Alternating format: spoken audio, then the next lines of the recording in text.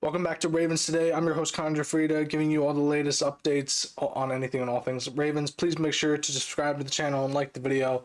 Let's dive right into it, okay? So, are the Ravens done making moves after the acquisition of Jair Alexander?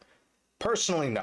They still got some cap left in the tank, and there could be some moves that they make on defense that I see happening, like picking up Justin Simmons in terms of, pass rush depth there. I think that's the.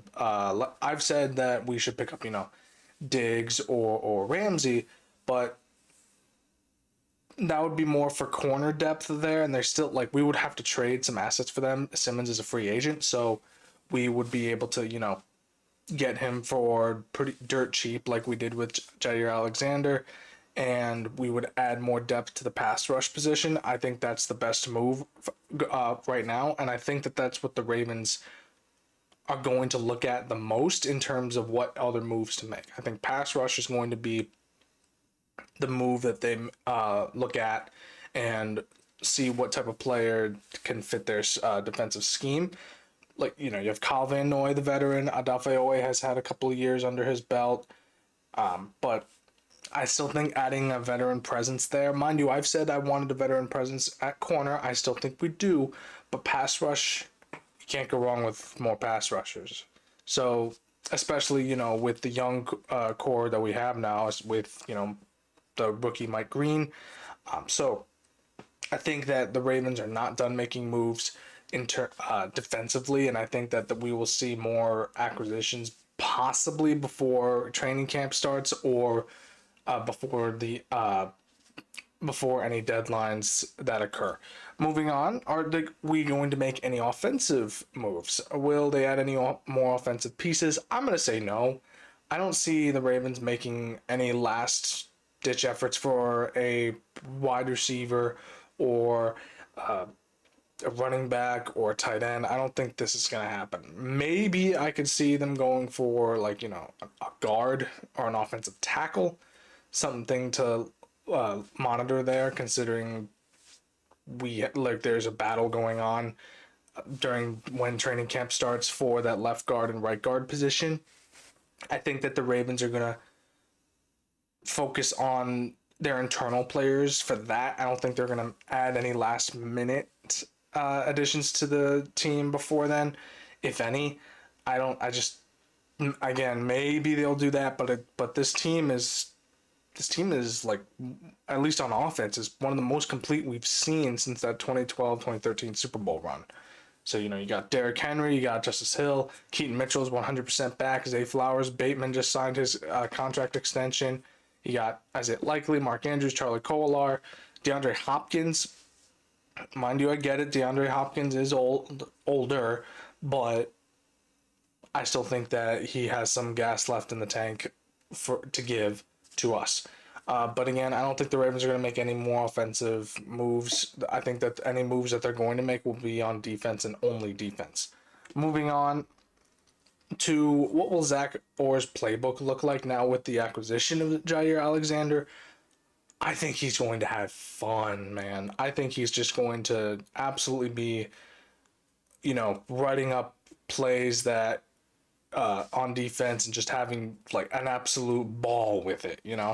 I think that now that he's had a full year under his belt as Ravens defensive coordinator, I think he's just going to be way more prepared for what he's needed to do, and also I think that he is just going to just absolutely go off. I think that especially if we remember Week 11 last season, the Ravens just completely changed the defense. The defense just changed entirely with Zach Orr's adjustments, and we just went off. On defensively, we went off. Mind you, we were still very, very low on passing yardage attempts, meaning that we were ranked one of the last few teams in pass yardage allowed. Thank you, Brandon Stevens. But again, I think he's just going to have a ball this season. I think he will absolutely just go off. I think that with all of the new adjustments and new additions to this Ravens defense, and with the rookies and everything, I think he's just going to have way more creativity in blitz packages and coverage formations. I just can't wait to see what Zach Orr has in store for this Ravens defense, and I think that we will see some type of form that we had with Mike McDonald, where we were the first defense in NFL history to have the Triple Crown. So again, I don't know if we're going to be at that same level, but I think we're going to be very close to it. Also, moving on, July camp. What to expect for camp in July? Obviously, no injuries, and what I'm looking at the most is that left guard and right guard competition that's been brewing. You know, we have Ben Cleveland there, who I think could, as of right now, could be that guy to you know, take that left guard position. I don't want Daniel Falele in at right guard. I want, you know, like there's Emory Jones Jr. there, the rookie. That's what I'm looking at the most, because I want this, you know, offensive line to be able to have fluid chemistry. This is how the Eagles won the Super Bowl on offense. They still have one of the best offensive lines in the league. Of course, their defense absolutely destroyed the Chiefs, but I'm saying on offense, their offensive line is, if not the best in the league. And I want us to, as the Ravens, to be able to have that type of chemistry and be able to, you know, create open run lanes and protect Lamar as long as possible for him to make that big play down the field.